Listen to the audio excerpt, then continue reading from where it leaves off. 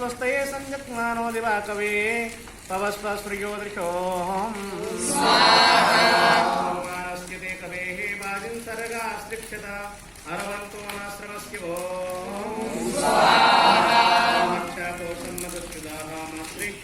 वारे अभ्ये अवावसन्तभीतयो समुद्रमिन्दवोस्ताहं गावो वत्सं न धेनवः आग्मन्वितसेवनिमो ॐ अग्नायाहि वीतये गृणामभ्यदातये निहोता सत्सिवर्हिषो स्वासमिद्भिरङ्ग्यो हृदेन वर्धयामसे बृहत्सोजाय विद्यो देव विवावसे बृहत्तत्त्वे सुप्रियो हवमानो मित्रावर्णाः धृतर्गभ्येत मुक्षरां मद्भारजन्ति सुकृतो संसानमो प्रधावह्ना रक्षस्य राजभाः द्राघित्ताभिषु चेपृतो जलरत्नाः योनावृतस्य सीदतं पातं सोमामृतावृतो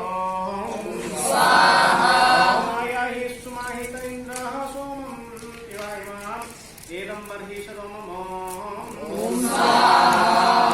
ब्रह्मयुजारे वातामिन्द्रकेशना उपब्रह्माणि नासिनो स्वायुजा वयं सोमपामिन्द्र सोमिनः सुतावन्तो हवावः ॐ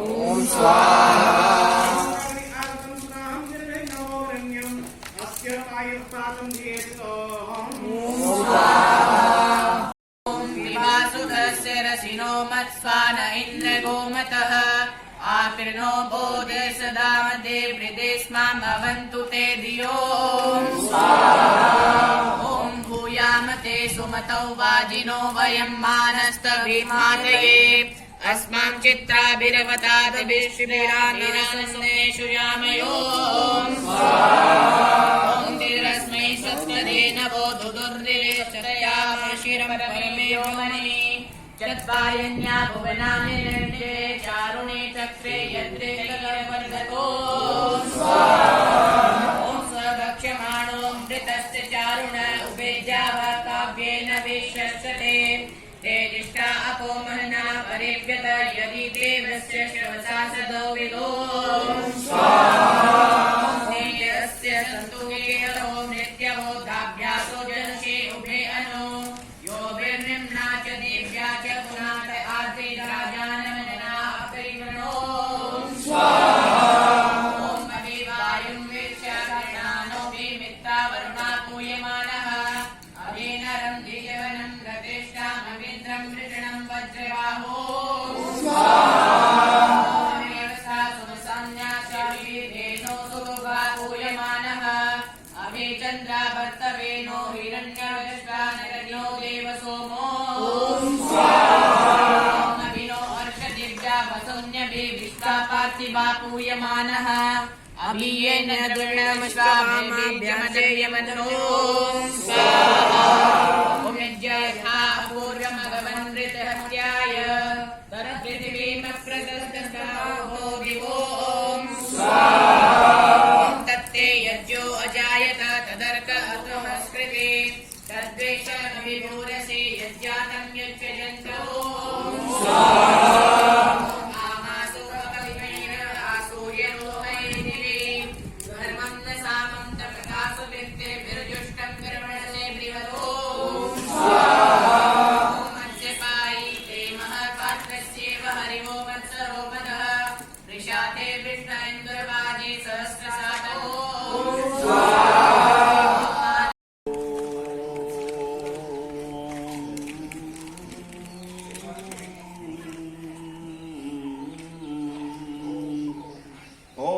विश्वानि देव सर्वेतरदुरितानि पराशुभ यद्भद्रं तन्न आशुभो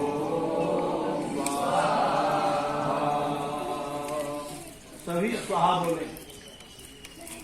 यज्ञशाला में उपस्थित होकर के हमारा कर्तव्य है मंत्र को श्रवण करना,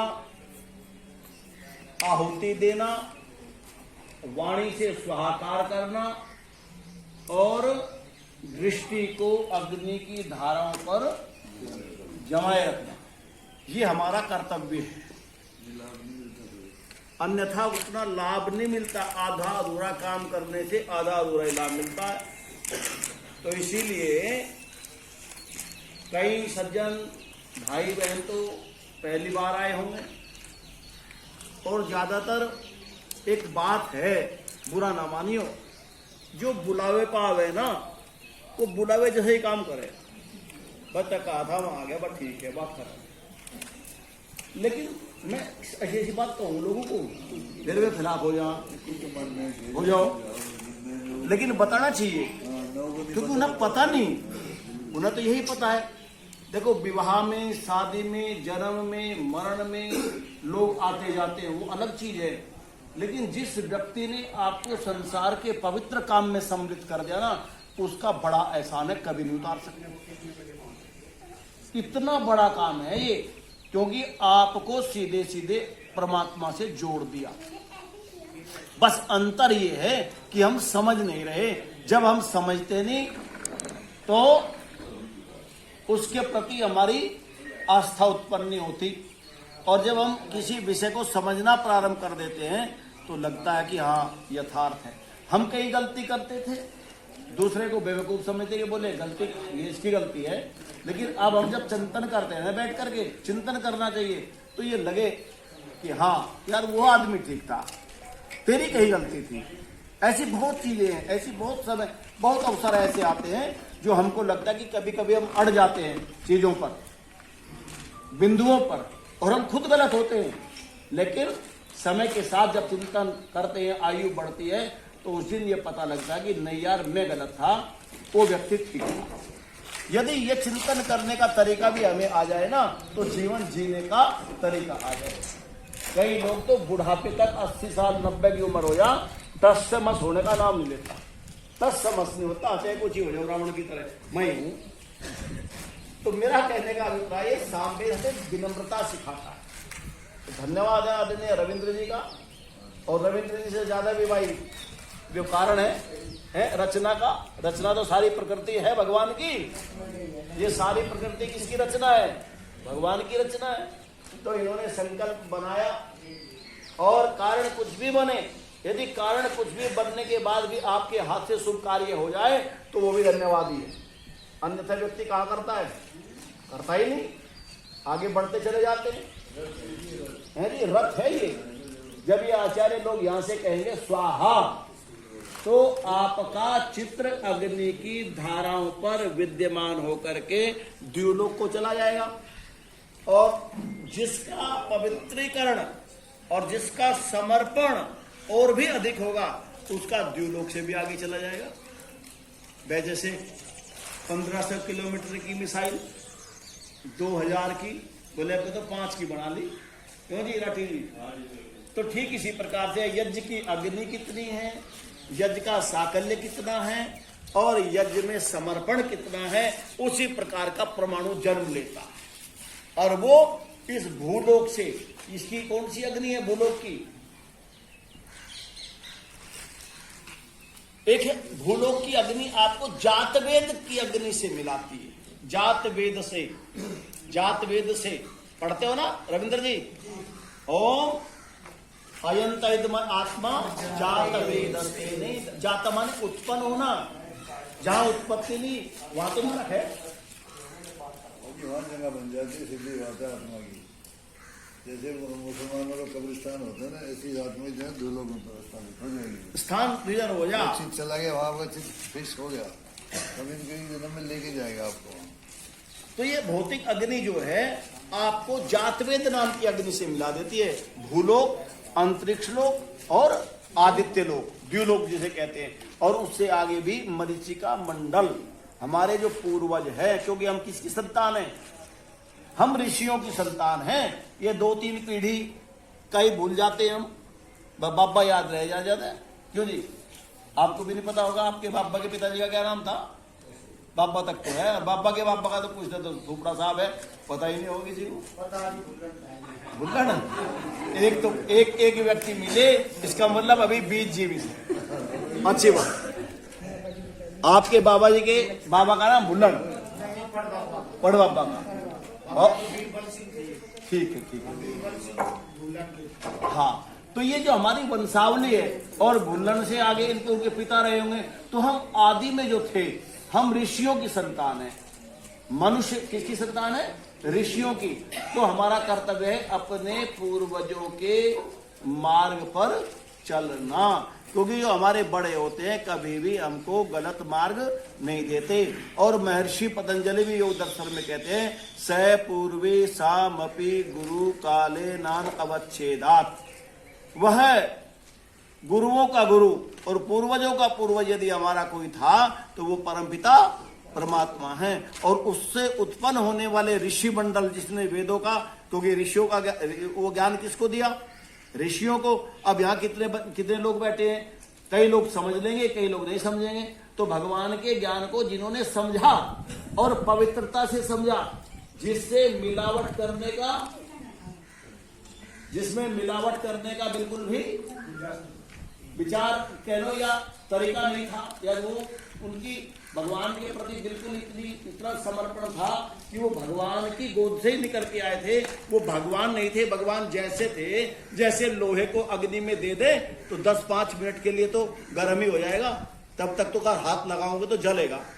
तो वो आत्माएं थी परमपिता परमात्मा के निकट की, जिन्होंने परमपिता परमात्मा ने अपने वेद ज्ञान को दिया, और फिर उन्होंने हम मनुष्यों के कल्याण के लिए इसको प्रचारित और प्रसारित किया। तो हम किसकी संतान है? ऋषियों की संतान हैं। तो उन ऋषियों के ऋण से उऋण होने के लिए हम क्या करते हैं?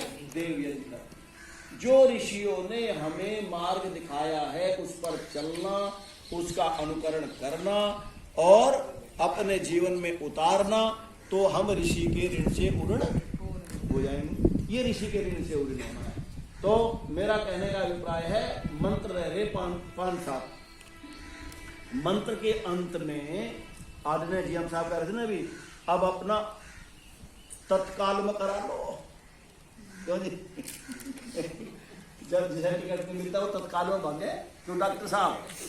तो 5-7 मंत्र है, तो इसमें हम अपना मन वचन कर्म को एक सूत्र में पिरो करके मंत्र के बाद जब स्वाहाकार करेंगे तो सबको एक स्वर में करना है, और आपका मन इधर उधर ना जाए। तो दृष्टि अग्नि के ऊपर, मंत्र के साथ कान और हाथ से हम स्वाहा देते रहें, क्योंकि आपने किसके लिए दिया? अग्नि के लिए दिया। और आपका बिखर जाए रास्ते में तो दिया कहां भाई? तो तुम्हारी तो फिर बड़ी लापरवाही थी। तो लापरवाही के लिए तो देवता स्वीकार करेंगे नहीं। प्रारंभ करते हैं। ओम विश्वानि देव सवितर्दुरितानि परासुरा यद्रं तन्नकासुरो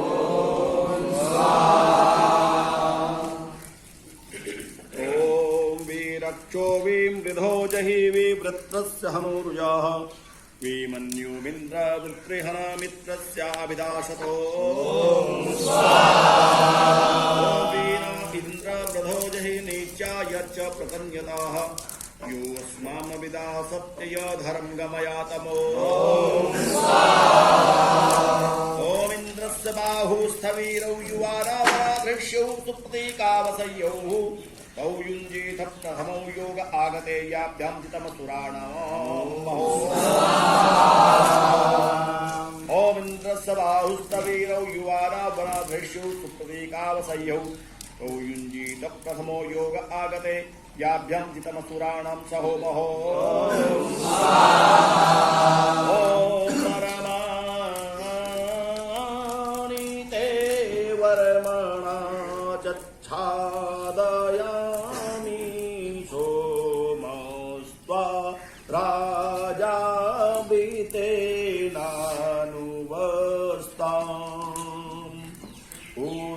उरोर्वरीयो वरुणस्ते हिनोतु जयन्तं त्वानुदेवा मदन्तो ॐ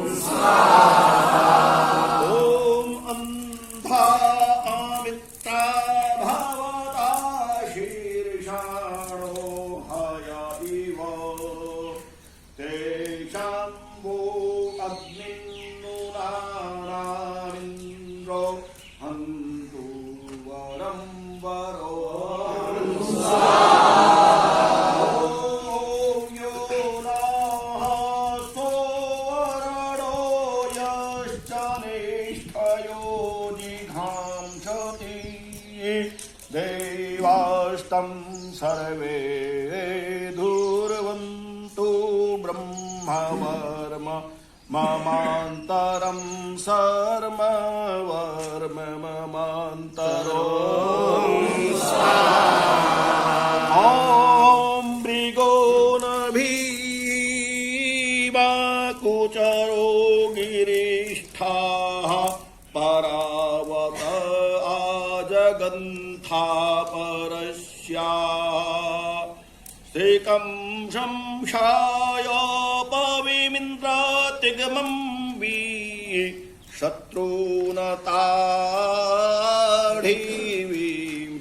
शत्रूनताढिविमृदोनुदस्व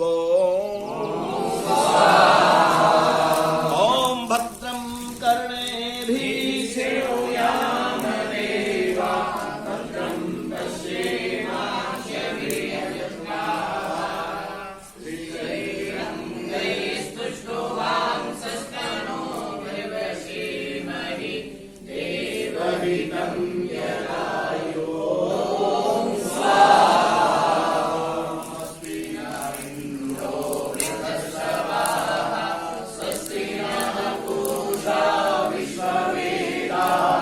स्वस्ति नस्ताक्षो अरिष्टनेमि स्वस्ति नो बृहस्पतिर्दधातु स्वस्ति नो बृहस्पतिर्दधातु